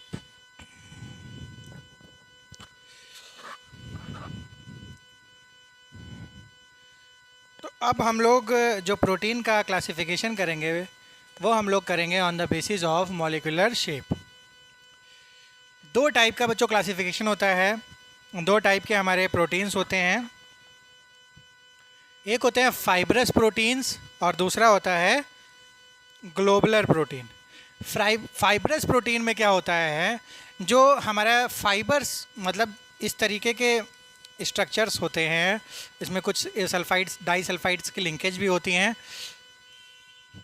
और ये पैरेलली बच्चों कैसे होते हैं, ऐसी प्रोटीन्स की चैन होती है, फाइबर लाइक स्ट्रक्चर। और इस प्रोटीन की वजह से जो हमारे चीज़ें होती हैं, जैसे मसल्स की बात करते हैं, मसल्स में भी ये मिलता है, हेयर में भी ये मिलता है। तो हेयर्स भी बच्चों कैसे होते हैं, हमारे पैरेलली स्मूथ होते हैं, फाइबर जैसे होते हैं। अब मसल्स भी इसी तरीके की स्ट्रक्चर होता है मसल्स का भी। तो जो बाल में होता है, हेयर्स में होता है, उसे बोलते हैं केराटिन, और जो मसल्स में होता है उसे बोलते हैं मायोसिन। और ये दोनों टाइप के जो प्रोटीन होते हैं इनको बोलते हैं फाइब्रस प्रोटीन। और सबसे बड़ी प्रॉपर्टी है कि ये जनरली इनसॉल्युबल होते हैं वाटर में। ग्लोबुलर प्रोटीन कैसे होते हैं, ये बच्चों कैसे होते हैं, सबसे पहले ये वाटर में सॉल्युबल होते हैं और इनकी जो स्ट्रक्चर होता है वो इस तरीके से ना होकर कॉइलिंग जैसा स्ट्रक्चर्स होते हैं। और इसका सबसे अच्छा एग्जांपल है एल्बुमिन। एल्बुमिन किस में होता है? हमारा एक्स में मिलता है। एक्स का जो वाइट पार्ट होता है, वाइट पार्ट, एक होता है येलो पार्ट। येलो पार्ट में प्रोटीन होती है अलग तरीके की, यानी, और जो हमारा वाइट पार्ट होता है उसमें हमारी ग्लोबुलर प्रोटीन होती है और उसे बोलते हैं एल्बुमिन। और एक हमारी प्रोटीन होती है इंसुलिन। डायबिटिक जो पेशेंट होते हैं उनमें अलग से इंसुलिन लेने की ज़रूरत पड़ती है, तो ये दोनों प्रोटीन जो होते हैं वो एग्जांपल होते हैं हमारे ग्लोबुलर प्रोटीन के। तो ये फाइब्रस होती है, फाइबर लाइक स्ट्रक्चर, ये होता है कॉइल लाइक स्ट्रक्चर। एग्जांपल है इसका कैरेटिन और मायोसिन, इसका है हमारा इंसुलिन और एल्बुमिन। तो एक टाइप का ये हमारा हुआ क्लासिफिकेशन। अब अगर हम लोग और बेसिस पर क्लासिफाई करें किसको? अपने प्रोटीन को, तो हम लोग और तरीके से भी क्लासिफाई कर सकते हैं। तो अगला जो बेसिस है क्लासिफाई करने का प्रोटीन्स को, वो है हमारा on the basis of shape and structure of proteins. ठीक है, यानी उनकी कॉम्प्लेक्सिटी के बेसिस पे अगर हम लोग इसको डिवाइड करते हैं। कॉम्प्लेक्सिटी मतलब जब कॉम्प्लेक्सिटी बढ़ती जाती है स्ट्रक्चर में, तो उस बेसिस पे हम लोग करते हैं primary, secondary, tertiary and quaternary. In levels पर हम लोग इसको क्लासिफाई करते हैं प्रोटीन को। तो जो बिल्कुल सिंपल है उनको बोलते हैं प्राइमरी, जो थोड़ा सा कॉम्प्लेक्स होते हैं उन्हें सेकेंडरी, और कॉम्प्लेक्सिटी बढ़ती है तो टर्शरी, और जो बहुत ज़्यादा कॉम्प्लेक्स हो जाते हैं उनको बोलते हैं क्वाटरनरी। तो सबसे पहले देखते हैं कि प्राइमरी स्ट्रक्चर हम लोग किस तरीके से डिफाइन करते हैं। तो जो प्राइमरी स्ट्रक्चर ऑफ प्रोटीन है, ठीक है, वो कैसा होता है? बिल्कुल सीधा सीधा स्ट्रक्चर होता है बच्चों। Each polypeptide in a protein has amino acid linked with each other in a specific sequence and it is a sequence of amino acid that is said to be the primary structure. जैसे बच्चों हमारे बहुत सारे amino acids होते हैं, वो एक structurally एक लाइन में पॉलीपेप्टाइड बॉन्ड के थ्रू अगर सीक्वेंस में बंधे होते हैं तो उनको बोलते हैं प्राइमरी स्ट्रक्चर ऑफ प्रोटीन। अब थोड़ा सा जो कॉम्प्लेक्सिटी आती है वो आती है हमारी सेकेंडरी स्ट्रक्चर ऑफ प्रोटीन में। तो सेकेंडरी स्ट्रक्चर ऑफ प्रोटीन में अगर हम लोग बेसिकली देखें तो दो टाइप के स्ट्रक्चर हमको देखने को मिलते हैं। एक होता है हमारा अल्फ़ा हेलिक्स और एक होता है बीटा प्लीटेड शीट। दो टाइप के स्ट्रक्चर हैं हमारे सेकेंडरी में, अल्फ़ा हेलिक्स और बीटा प्लीटेड शीट। तो सबसे पहले हम लोग अगर देखें अल्फ़ा हेलिक्स को, तो ये हमारे सामने है बच्चों अल्फ़ा हेलिक्स। अल्फ़ा हेलिक्स इसको क्यों बोल रहे हैं? Alpha helix structure, alpha helix is one of the most common ways in the polypeptide chain. बहुत मतलब बहुत कॉमन टाइप की है जो हमको देखने को मिलती है। ये जो स्ट्रक्चर होता है इसको बोलते हैं हेलिकल स्ट्रक्चर। हेलिकल स्ट्रक्चर यानी अगर एक सर्कल बनाए तो इसे बोलेंगे सर्कल, और ये सर्कल जो होता है वो अगर आगे भी बढ़ता जा रहा है तो ये कैसा बनाएगा? हेलिकल स्ट्रक्चर बनाएगा। और इसी तरीके का स्ट्रक्चर आपको देखने को यहाँ पर मिल रहा है। ऐसा क्यों होता है? क्योंकि यहाँ पर हाइड्रोजन बॉन्डिंग भी देखने को मिल रही है बच्चों। ये जो कार्बोनिल कंपाउंड है और ये आपस में इस तरीके से हाइड्रोजन बॉन्डिंग भी करता रहता है, तो ये जो स्ट्रक्चर है वो कैसा हो गया? मुड़ गया बच्चों, इस तरीके से हो गया। तो ये इसको बोलते हैं अल्फ़ा हेलिक्स स्ट्रक्चर। दूसरा स्ट्रक्चर जो इसका नाम है वो है बीटा प्लीटेड शीट। तो बीटा प्लीटेड शीट नाम से ही हमको पता चल रहा है कि ये 2 डायमेंशनल स्ट्रक्चर है यानी प्लेन शीट जैसा स्ट्रक्चर बना रहा है। तो एक ऐसा होता है, all peptide chains are stretched out in nearly maximum extension and then laid side by side which are held together by intermolecular hydrogen bonds. The structure resembles the pleated folds of drapery and therefore it is known as beta pleated sheet. क्यों बोलने जा रहा है? क्योंकि इसमें जो hydrogen bonding है वो साइड बाई साइड इस तरीके से हो रही है कि एक शीट जैसा ये स्ट्रक्चर फॉर्म कर रहा है, तो इसलिए इसको नाम दिया गया बीटा प्लीटेड शीट। ये शीट जैसा है, प्लेन जैसा है, 2 डायमेंशनल में। नाउ अब हम लोग बात आते हैं टर्शरी स्ट्रक्चर ऑफ प्रोटीन्स की। तो जो टर्शरी स्ट्रक्चर्स हैं वो थोड़े से और कॉम्प्लेक्स हो जाते हैं compare than the secondary structures. तो उनको बोल देते हैं हम लोग, या उनमें और हाइड्रोजन बॉन्डिंग और डाइसल्फाइड लिंकेजेस और वॉन डेर वाल फोर्सेज और इलेक्ट्रोस्टैटिक फोर्सेज ऑफ अट्रैक्शन का जो अमाउंट है वो बच्चों बढ़ जाता है। अब अगर टर्शरी का अगर हम लोग यहाँ पर कोई जो वो है हमारा, कोई फ़ोटो अगर हम लोगों ने नहीं दी हुई है तो आप ये समझिए बच्चों क्वाटरनरी स्ट्रक्चर कितना ज़्यादा कॉम्प्लेक्स होगा। Quaternary structure are such a very complex structure. अगर बच्चों ये वाला अगर हम लोग स्ट्रक्चर देखें, या ये भी आप लोगों को दिखाई पड़ रहा होगा, तो अगर हम लोग प्राइमरी को देखें तो प्राइमरी कैसा बच्चों, सिंगल सिंगल ऐसे एक सीधे सीधे तरीके से हमारी एमिनो एसिड्स जुड़े हुए हैं। जो सेकेंडरी स्ट्रक्चर हैं उसमें बच्चों क्या है, थोड़ा सा जो इसमें हाइड्रोजन बॉन्डिंग है, जो वॉन डेर वाल फोर्सेज हैं वो थोड़े बढ़ चुके हैं, और अल्फा हेलिक्स और प्लीटेड सीट जैसा इसमें दिखाई पड़ रहा है, यानी थोड़ा सा कॉम्प्लेक्स इसमें बढ़ा है। टर्शरी स्ट्रक्चर में कॉम्प्लेक्सिटी और बढ़ी हुई है और फोर्सेज इसमें बढ़ गए हैं, और क्वाटरनरी जो है वो बच्चों उसमें जो अमाउंट है फोर्सेस का वो बहुत ज़्यादा बढ़ा हुआ है। ये ब्लैक एंड वाइट पिक्चर आपके सामने है, इसमें भी बच्चों प्राइमरी, सेकेंडरी, टर्शरी और क्वाटरनरी की कॉम्प्लेक्सिटी को आप लोग देख सकते हैं कि यहाँ पर क्वाटरनरी जो स्ट्रक्चर है वो कितना ज़्यादा कॉम्प्लेक्स है, कितना ज़्यादा कॉम्प्लेक्स है हमारा क्वाटरनरी स्ट्रक्चर। ये है टर्शरी, ये है हमारा सेकेंडरी स्ट्रक्चर जिसमें हम लोगों ने अल्फ़ा हेलिक्स देखा, अल्फ़ा हेलिक्स और बीटा प्लीटेड शीट, ये दोनों हमारे इसमें थे। ये हमारा सीधा सीधा एक सिक्वेंशियल लाइन में एमिनो एसिड जुड़े हुए हैं। तो इस बेसिस पे भी हम लोगों को एक क्लासिफिकेशन मिलता है प्रोटीन का, प्राइमरी, सेकेंडरी, टर्शरी और क्वाटरनरी। जो फाइब्रस टाइप के स्ट्रक्चर्स थे वो अलग स्ट्रक्चरल बेसिस पे था, फाइब्रस और ग्लोबुलर प्रोटीन, और उससे पहले हम लोगों ने एक क्लासिफिकेशन किया था इसेंशियल और नॉन इसेंशियल एमिनो एसिड्स की।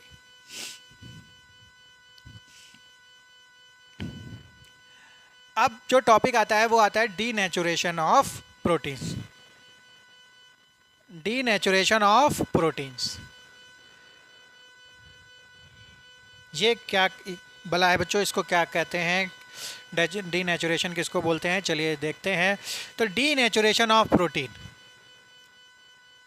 एक सबसे पहले एग्जांपल लेते हैं। जो एग होता है बच्चों, एग को जरा सा भी अगर हम लोग बॉयल करते हैं तो वो क्या होता है, तुरंत अपनी जो फेज़ होता है, स्टेट होती है, वो चेंज करके किस में आ जाता है, सॉलिड में आ जाता है। बहुत ही हल्का सा भी अगर हम लोग उसमें बॉइलिंग करते हैं 2-4 मिनट की भी, तो इसका जो लिक्विड पार्ट है वो किस में आ जाता है, सॉलिड में आ जाता है। तो ये भी एक एग्जांपल है किसका, डीनेचुरेशन का, क्योंकि वो जो सॉलिड में चेंज हो रहा है वो भी एक प्रोटीन है, अभी बताया हमने एल्बुमिन है।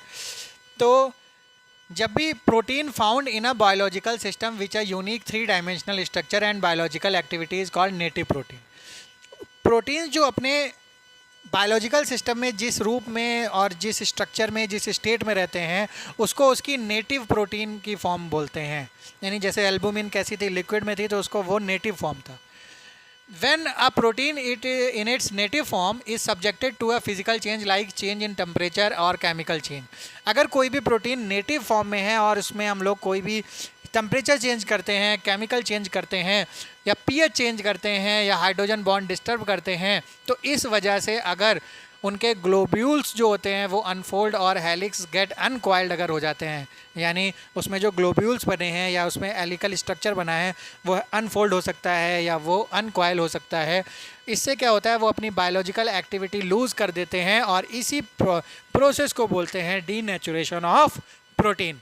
तो इसमें हम लोगों ने देखा जब एग को बॉयल किया तो उसने का जो एल्बुमिन था उसने अपना नेचर छोड़ के सॉलिड में चेंज हो गया, और जो उसका एग्जैक्टली जो काम था वो वहाँ नहीं कर पाएगा अब, यानी उसकी जो बायोलॉजिकल एक्टिविटी है वो क्या हो गई, वो लॉस हो गई।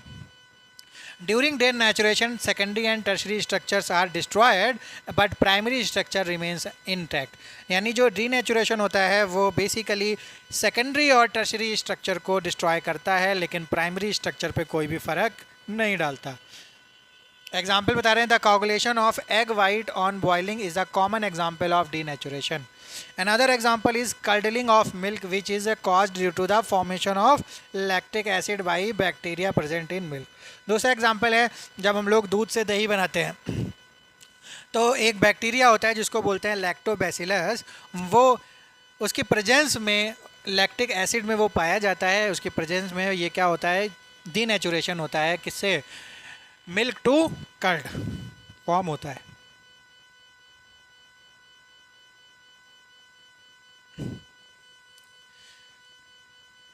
तो जितनी भी बच्चों यहाँ पर इंफॉर्मेशन एनसीईआरटी में है, बीइंग अ केमिस्ट्री स्टूडेंट आप लोगों को इतनी ही नॉलेज से आप लोगों को डील करना है, क्योंकि ये सेम चैप्टर बच्चों बायो में भी होता है। तो बायो में जो उसकी जो नीड्स होती हैं वो बायोलॉजिकल नीड्स होती हैं, अलग तरीके से उसको देखा जाता है कार्बोहाइड्रेट और, लेकिन जो बेसिक नॉलेज है वो बच्चों सेम है। लेकिन हमारे पास जो हमारा जो डेस्टिनेशन है वो हमारा हमें केमिकली किसी चीज़ को पता लगाना कि उसमें लिंकेज कौन सी है और वो किस तरीके से रिएक्शन करता है, या ग्लूकोज में हम लोगों ने उसका स्ट्रक्चर रिडक्शन देखा, वो सारी बातें हमारे लिए इम्पॉर्टेंट हो जाती हैं बीइंग अ केमिस्ट्री स्टूडेंट।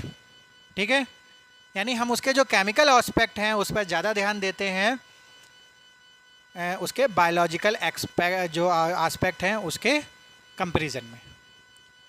ऐसे ही हमारे एंजाइम्स हैं, एंजाइम्स को भी बायोलॉजी में पढ़ा जाता है, तो वहाँ पर अलग तरीके से देखा जाता है।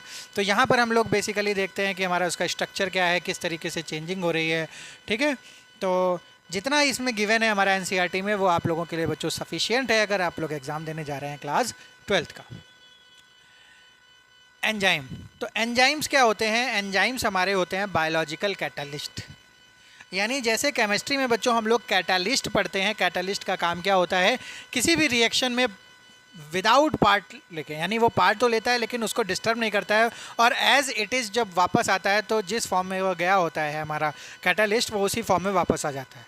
लेकिन जो हमारी रेट ऑफ रिएक्शन है, यानी जो स्पीड ऑफ रिएक्शन है, उसको फास्ट भी कर सकता है और उसको स्लो भी कर सकता है, जैसी हम लोगों को नीड होती है। अगर हमें स्लो कराना है तो हम स्लो भी करा सकते हैं with the help of catalyst, अगर हमें फास्ट कराना है तो हम लोग फास्ट भी करा सकते हैं।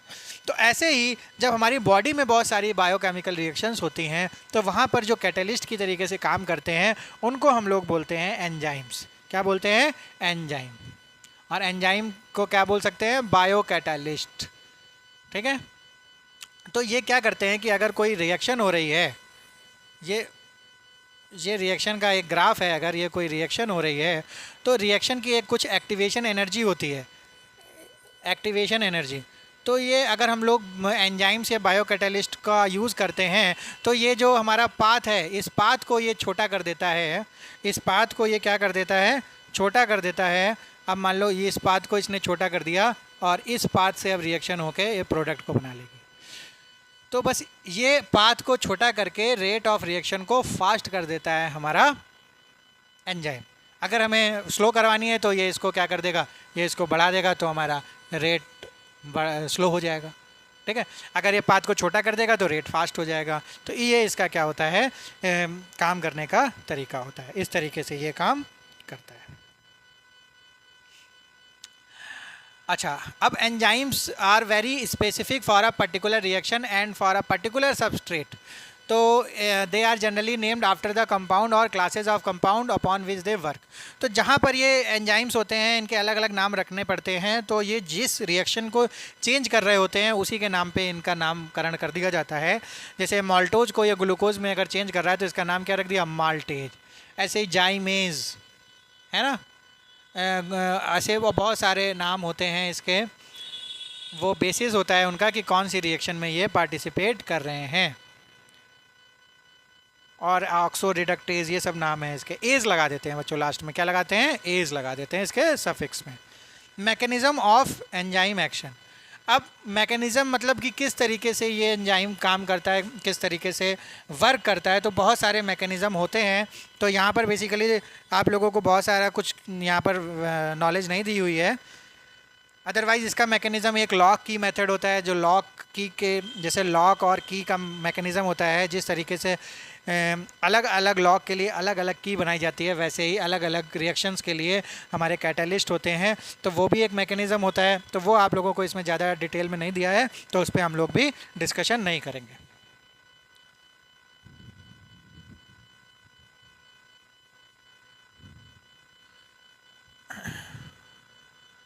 विटामिन्स, तो अब बात आती है विटामिन्स की। विटामिन्स भी हमारा बायोलॉजिकल कंपोनेंट होता है।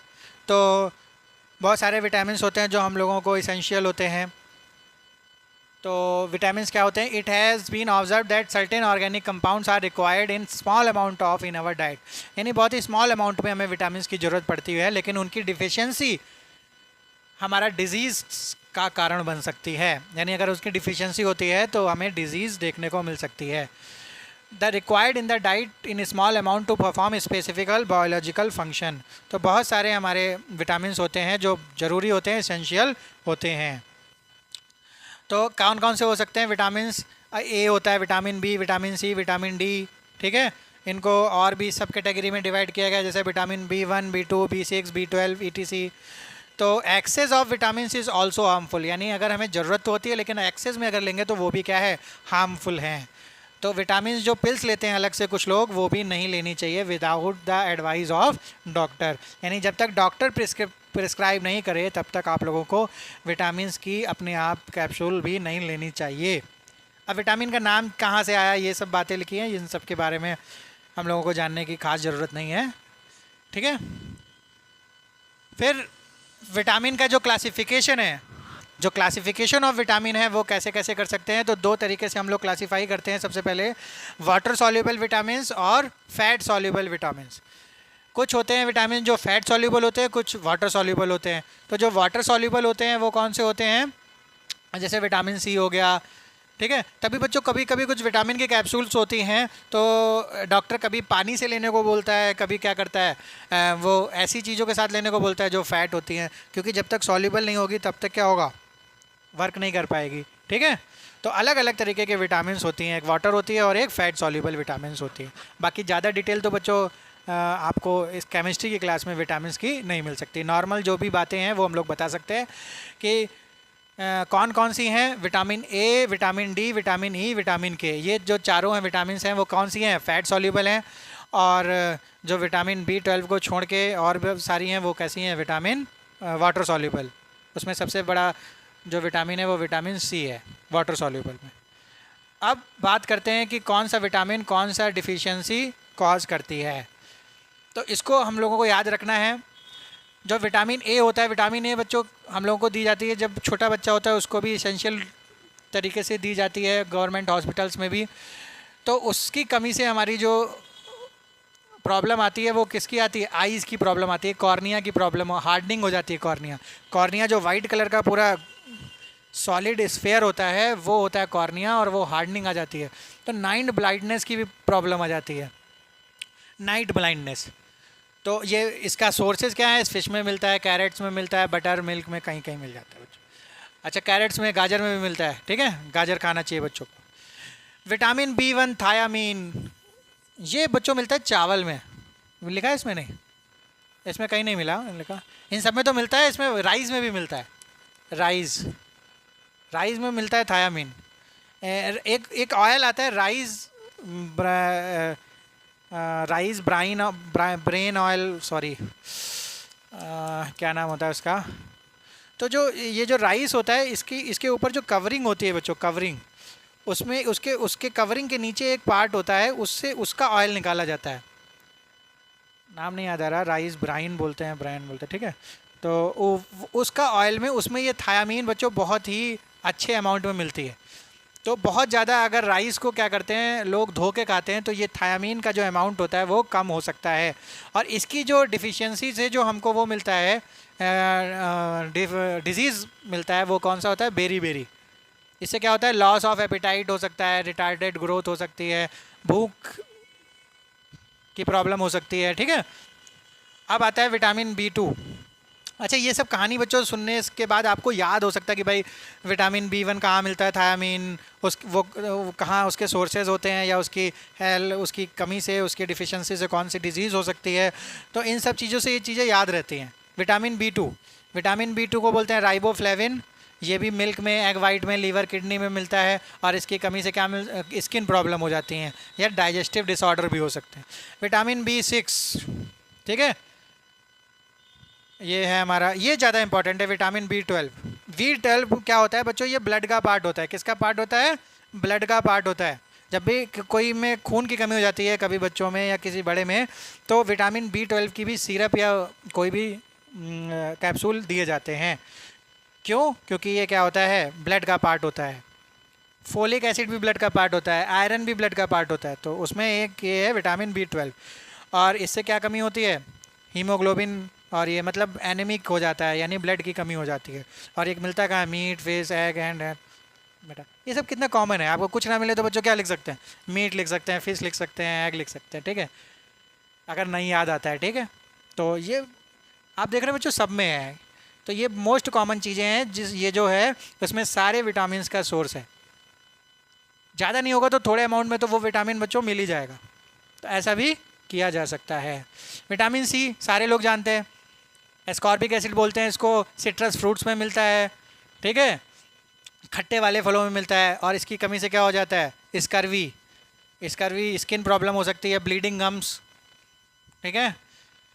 विटामिन डी कहाँ मिलता है, सनलाइट से मिलता है, रिकेट्स होता है, बोन की प्रॉब्लम हो जाती है। विटामिन ई, विटामिन ई से क्या दिक्कत होती है, फ्रैगलिटी में दिक्कत आती है, मस्कुलर वीकनेस आ जाती है। कहाँ मिलता है, सनफ्लावर ऑयल में मिलता है, इसलिए बोलते हैं सारे ऑयल खाने चाहिए, है ना।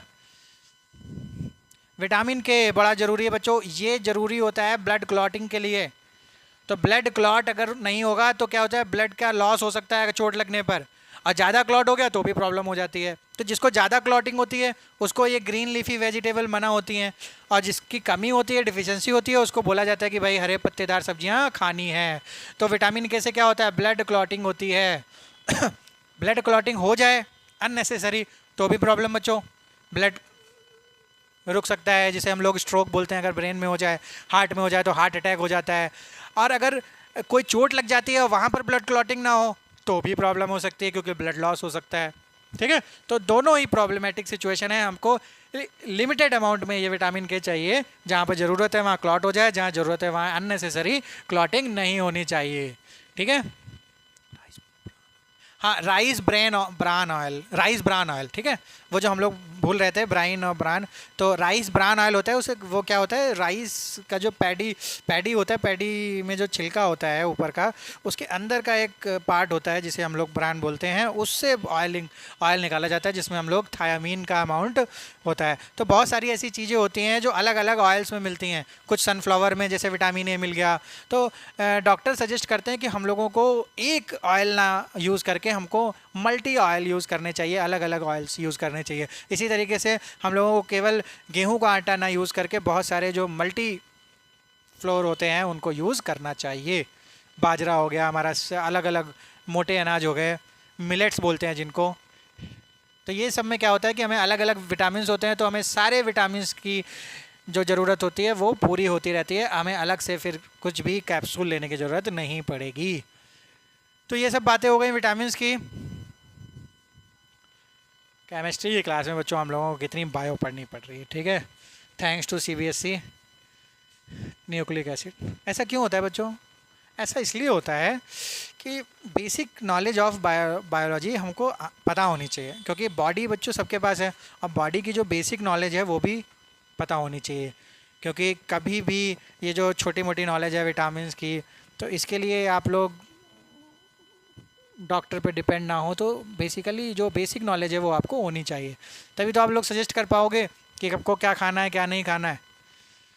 On the basis of educated people. Nucleic acids, जो अब बात करते हैं हम लोग नेक्स्ट बायोलॉजिकल कंपोनेंट की, या फिर वो है हमारा न्यूक्लिक एसिड। न्यूक्लिक एसिड क्या होता है, न्यूक्लिक एसिड्स हमारे क्या होते हैं, every generation of each and every species resemble it's ancestor in many ways. बहुत सारे लोग ये बताना चाह रहे हैं कि लोगों की शक्लें मिलती हैं, क्यों मिलती हैं, how are these characteristic transmitted from one generation to the next. Heredity एक प्रॉपर्टी होती है जो हमको डीएनए से आरएनए, जो हमारे डीएनए यानी जो जेनेटिक्स होती है, यानी जो जीन्स में पाया जाता है, उससे हमारी हेरिडिटी प्रॉपर्टी होती है। यानी आप किसी बच्चे की जो आँख है वो मम्मी पे गई हैं, या उसके कान पापा जैसे हैं, तो ये सब जो प्रॉपर्टीज़ हैं वो किस वजह से होती हैं, वो डीएनए और आरएनए यानी जेनेटिक मॉलिक्यूल से होती हैं। और वो जो जेनेटिक मॉलिक्यूल्स होते हैं उनको क्या बोलते हैं, न्यूक्लिक एसिड्स। क्या बोलते हैं, न्यूक्लिक एसिड। दो तरीके के होते हैं, डीऑक्सी राइबो न्यूक्लिक एसिड जिसे बोलते हैं डीएनए, और राइबो न्यूक्लिक एसिड जिसको बोलते हैं आरएनए। आप लोगों ने भी नाम सुना होगा डीएनए और आरएनए का, डीएनए और आरएनए का। अक्सर क्लास 10th में इसकी डिफिनीशन बहुत पूछी जाती है कि डीएनए की फुल फॉर्म क्या होती है, डीऑक्सी राइबो न्यूक्लिक एसिड, और आरएनए की क्या होती है, ribo nucleic acid. Since nucleic acid are long chain of polymers of nucleotides, so they are also called polynucleotides. ठीक है, तो ये जो डीएनए आरएनए होते हैं ये पॉलीमर्स होते हैं न्यूक्लियोटाइड्स के, तो इन्हें पॉलीन्यूक्लियोटाइड्स भी बोलते हैं. जैसे जो हमारे प्रोटीन्स होते हैं, प्रोटीन्स, उनको हम लोग क्या बोल सकते थे? पॉली पेप्टाइड बॉन्ड्स थे, तो पॉलीपेप्टाइड भी बोल सकते थे उनको, क्योंकि बहुत सारे peptide bonds of amino acids होते थे. तो इसी तरीके से हम लोग न्यूक्लिक एसिड को क्या बोल सकते हैं? पॉलीन्यूक्लियोटाइड्स. पॉलीन्यूक्लियोटाइड्स. अब न्यूक्लिक एसिड की कैसी कंपोजिशन होती है? Complete hydrolysis of DNA and RNA yields a pentose sugar, phosphoric acid and nitrogen containing heterocyclic compound. अब ये कह रहे हैं कि अगर डीएनए को हाइड्रोलिसिस किया जाए, यानी इसको ब्रेक किया जाए, तो हमको कौन कौन से कंपाउंड मिलते हैं? हमको मिलेगा एक शुगर मिलेगा, पेंटोज शुगर, एक मिलेगा फॉस्फोरिक एसिड, और एक मिलेगा नाइट्रोजन कंटेनिंग हाइड्रोसाइक्लिक कंपाउंड, और उसको बोलते हैं बेस. यानी तीन चीज़ें मिली. एक हमको मिला बेस, एक मिला फॉस्फोरिक एसिड मिला, और तीसरा हमको मिला पेंटोज शुगर. इन तीन चीज़ों से मिलके हमारा क्या बनता है? डीएनए और आरएनए. तो उसमें ये जो है ये हमारे क्या हैं? शुगर्स हैं.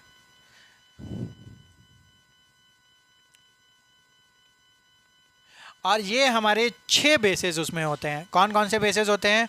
इनको बोलते हैं हम लोग AGTC. इस तरीके से डीएनए में होता है हमारा. और अब किसी एक जगह हमारा यू आ जाता है, तो एक होता है यू. तो ए से होता है एडेनिन, जी से होता है गुआनिन, और टी से होता है थायामीन, और सी से होता है साइटोसिन, और आरएनए में एक प्लेस को चेंज करके उसमें लग जाता है यूरेसिल. तो टोटली 4 और 1 5 तरीके के हमारे बेसेस होते हैं डीएनए और आरएनए में. एडेनिन, गुआनिन, साइटोसिन, थायामीन और यूरेसिल. ये इनके स्ट्रक्चर्स हैं बच्चों. ठीक है, इनको याद करने की ज़रूरत नहीं है आप लोगों को. ये हमारे क्या हैं? ये शुगर्स हैं दोनों. नहीं, ये पूरा न्यूक्लिक एसिड है. ठीक है, उसमें ये शुगर है हमारे.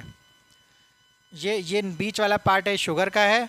यहाँ पर शुगर ही दिखाया गया, बाकी चीज़ों को थोड़ा सा छुपा दिया गया है. तो ये हमारा बीच वाला पार्ट शुगर है.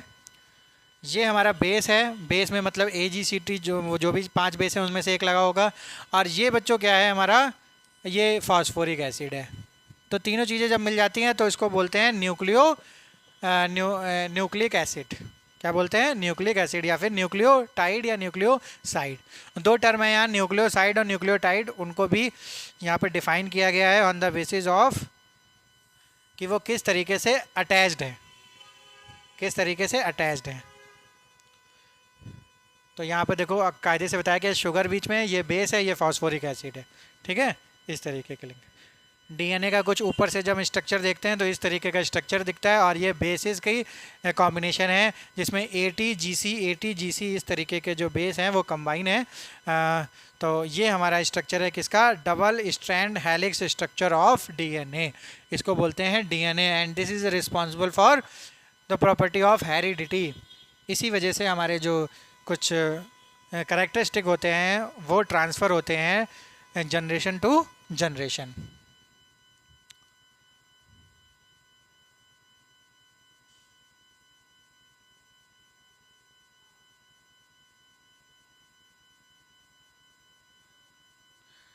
ओके, चलो कुछ बातें और हम लोग कर लेंगे. अच्छा, ये जो हमारे साइंटिस्ट हैं हरगोविंद खुराना, इंडियन साइंटिस्ट हैं. इनका काम जो था हमारा डीएनए, बायोलॉजिकल साइंटिस्ट थे, ये बायोलॉजिस्ट थे. Hargovind Khurana was born. देखो और साइंटिस्ट के बारे में हम लोगों ने नहीं पढ़ा, लेकिन इनके बारे में बच्चों आप लोगों का जानना जो है वो एक बोल सकते हैं इथिकल आपकी जिम्मेदारी है कि आप लोग इनके बारे में जानें. हरगोविंद खुराना कौन थे? Hargovind Khurana was born in 1922. He obtained is MSc degree from Punjab university in Lahore. बच्चों एक पार्ट जो पंजाब का है वो जब डिवाइडेशन हुआ भारत और पाकिस्तान का, तो एक पाकिस्तान का पार्ट इंडिया में आया और एक पाकिस्तान का पार्ट कहाँ गया? पाकिस्तान में। तो वहाँ पर जब पहले एक ही में था, तब लाहौर में पंजाब यूनिवर्सिटी होती थी, क्योंकि इससे बच्चों कंफ्यूज हो सकते हैं ना कि लाहौर में पंजाब यूनिवर्सिटी कैसे है।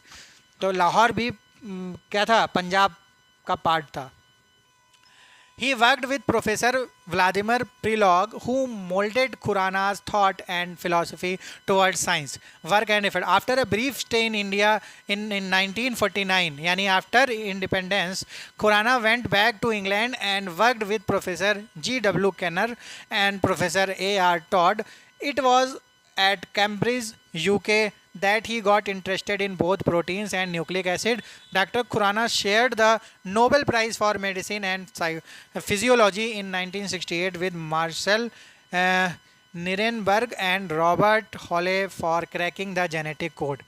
इन्होंने क्या किया, नोबेल प्राइज़ मिला था इनको 1968 में, किसमें, मेडिसिन की फील्ड में एंड फिजियोलॉजी की फील्ड में। इन्होंने क्या किया था, जेनेटिक कोड को क्रैक किया था। तो जेनेटिक कोड को क्रैक करने के लिए इन्होंने डीएनए पे बहुत ही डिटेल्ड वर्किंग की होगी बच्चों।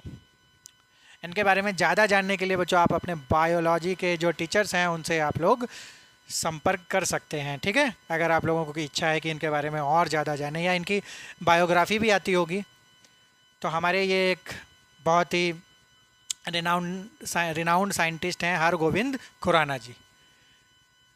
DNA fingerprint. तो डीएनए फिंगरप्रिंट क्या होता है, ये फिंगरप्रिंट का मतलब बच्चों होता है कि एक स्पेसिफिक, जैसे फिंगरप्रिंट होते हैं वो हर एक आदमी के, हर एक ह्यूमन बीइंग के स्पेसिफिक होते हैं। यानी आपका फिंगरप्रिंट आपका ही होगा, दूसरे का फिंगरप्रिंट मैच नहीं कर सकता। अब यहाँ पर फिंगरप्रिंट की बात कर रहे हैं डीएनए के साथ, तो इसका मतलब है जो डीएनए की फिंगरप्रिंटिंग होती है वो हर एक आदमी में अलग होती है। It is known that every individual has a unique fingerprints, जैसे कि फिंगरप्रिंट होते हैं यूनिक होते हैं। So these occur at the tips of the fingers and have been used for identification for a long time, but these can be altered by surgery. अगर इसकी surgery करा दी जाए तो इसे अल्टर किया जा सकता है, लेकिन a sequence of bases on DNA is also unique for a person and information regarding this is called DNA fingerprinting। पर जो DNA की फिंगरप्रिंटिंग है, यानी DNA के अंदर आपके जो सीक्वेंस है वो नहीं चेंज किए जा सकते, तो इसका मतलब है वो और बेहतर फिंगरप्रिंटिंग हम लोग उससे निकाल सकते हैं। यानी उसकी जो हर इंडिविजुअल की जो आइडेंटिफिकेशन है, उसकी पहचान है, वो हम लोग डीएनए फिंगरप्रिंट से पता कर सकते हैं। It is same for every cell and can not be altered by any known treatment. अभी तक जितने भी ट्रीटमेंट है उससे अल्टर नहीं किया जा सकता। DNA fingerprinting is now used in forensic. अब बच्चों जो फॉरेंसिक क्रिमिनल्स हैं वहाँ पर आइडेंटिफिकेशन के लिए यूज़ करते हैं, या फिर determine paternity of an individual, कि ये किसी कोई बच्चा है उसका या खो गया है या उसकी पहचान नहीं हो पा रही, तो हम पहचानने के लिए उसके डीएनए फिंगरप्रिंटिंग कर सकते हैं। तो आइडेंटिफाई द डेड बॉडीज़ को हम लोग पहचानने के लिए कर सकते हैं। To identify racial groups, to rewrite biological evolution, ठीक है। कुछ रेशियल ग्रुप की रीराइटिंग के लिए हम लोग ये बात कर सकते हैं कि भाई उनका डीएनए क्या था। तो आजकल बहुत हॉट टॉपिक भी है कि डीएनए की जाँच होनी चाहिए, है ना। तो डीएनए फिंगरप्रिंटिंग क्या होती है, बहुत ही यूनिक होती है, इस वाले फिंगरप्रिंटिंग से भी ज़्यादा यूनिक होती है। क्योंकि इस ये हाथ, अगर बच्चों क्या होगा, हाथ नहीं होगा तो क्या हो सकता है, फिंगरप्रिंट पॉसिबल नहीं है, पहचान पॉसिबल नहीं है। लेकिन जो डीएनए होता है वो हमारी हर एक सेल में होता है, और सेल के अंदर होता है डीएनए, और डीएनए में होता है हमारा यूनिकनेस। चलो, biological function of nucleic acid. तो ये बायोलॉजिकल फंक्शन न्यूक्लिक एसिड्स के अभी हम लोगों ने देखा। DNA is a chemical basis of heredity and may be regarded as the reserve of genetic information. Reserve of genetic मतलब जेनेटिक इन्फॉर्मेशन का रिजर्व होता है कौन, हमारा जो भी डीएनए है। तो ये सारी चीज़ें हैं, और भी बहुत सारी बातें। DNA molecule is capable of self duplication during the cell division and identical DNA strands are transfer to the daughter cells. मतलब अपने आप ही डुप्लीकेट बना सकता है और डॉटर सेल्स में भेज सकता है। Another important function of nucleic acid is the protein synthesis. Protein synthesis करता है, और message from the synthesis of a particular protein is present in DNA, ठीक है। ये सब बातें हैं इसकी। हार्मोन्स, लास्ट टॉपिक है हमारा हार्मोन्स। हार्मोन्स हमारे क्या होते हैं, बहुत सारे हार्मोन्स होते हैं। Hormones are molecules that act as a intercellular messengers. क्या होते हैं, सेल्स के अंदर मैसेंजर्स का काम करते हैं। and these are produced by endocrine glands in the body and are poured directly in the bloodstream which transport them to the site of action. ठीक है, ब्लड स्ट्रीम में ये क्या करते हैं, साइट ऑफ एक्शन तक ट्रांसपोर्ट कराते हैं through the blood stream. In terms of chemical nature, some of these are steroids, that is estrogen and androgens. Some are polypeptides, for example insulin and endorphins, and some others are amino acid derivatives such as epinephrine and norepinephrine. ठीक है, तो बहुत सारे बच्चों हमारे पास hormones होते हैं. जैसे हमारे यहाँ पर एक गोइटर नाम की डिजीज़ होती है, वो हमारा किससे होता है, थायरॉक्सिन हार्मोन से होता है, उसकी डिफिशिएंसी से होता है. और एक यहाँ पर हमारा पिट्यूटरी ग्लैंड होता है, वहाँ पर हमारा हार्मोन होता है. ऐसे बहुत सारे हार्मोन्स होते हैं जो हमारे मैसेंजर की तरीके से काम करते हैं, इंटरसेलुलर मैसेंजर. ठीक है, और उनकी डिफिशिएंसी से भी बहुत सारे प्रॉब्लम्स हमको देखने को मिलते हैं.